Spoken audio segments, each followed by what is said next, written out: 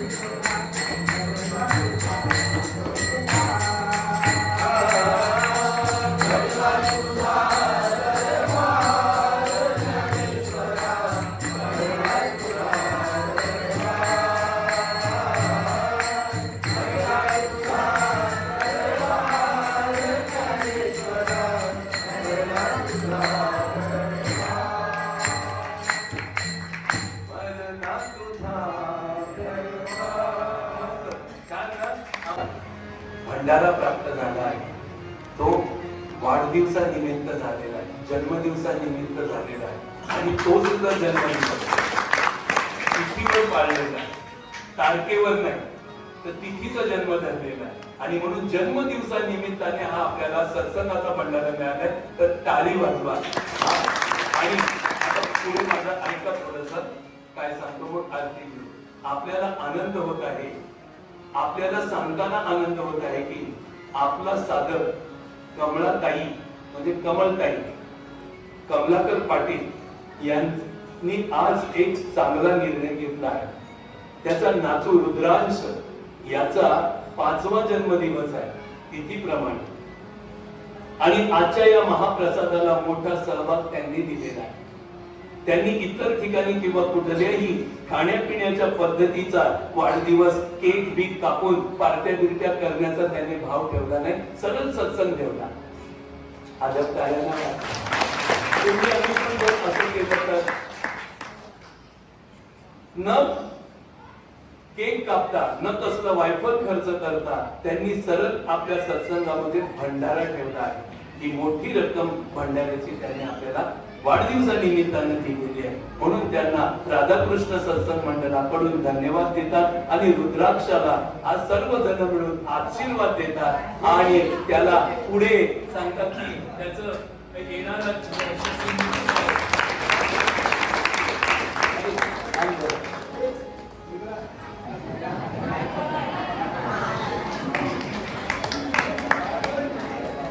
अशाच भावना आई वडिलांच्या होऊ दे अशी परमेश्वराच्या ठिकाणी प्रार्थना करतो.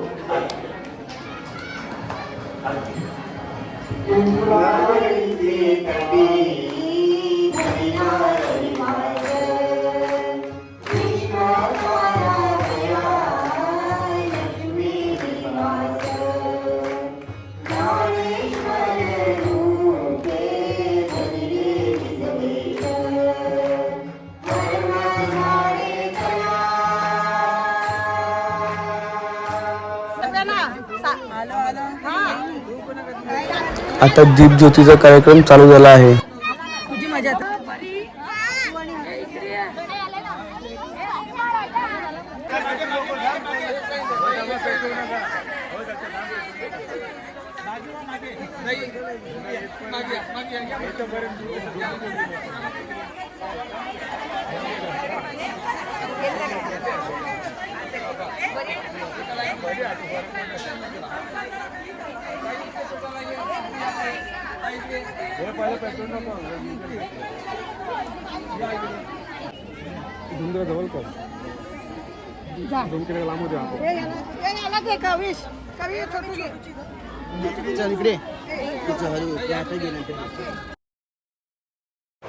मी आता दीप ज्योतीचा कार्यक्रम पूर्ण केला आहे.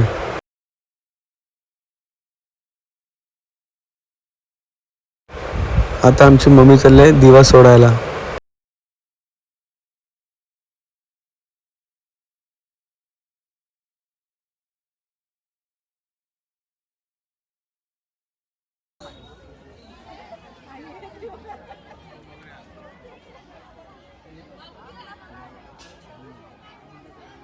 एकदम येऊ नका, थांबा, पेटू नका, हो पेटू नका, थांबा.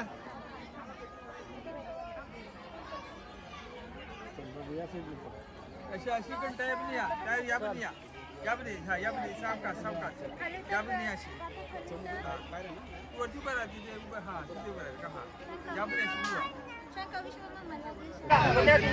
भंडारा चालू झाला आहे. मी पण भंडारा घेतो आणि आजचा ब्लॉग इथेच संपवतो. राधे कृष्ण, जय श्रीराम.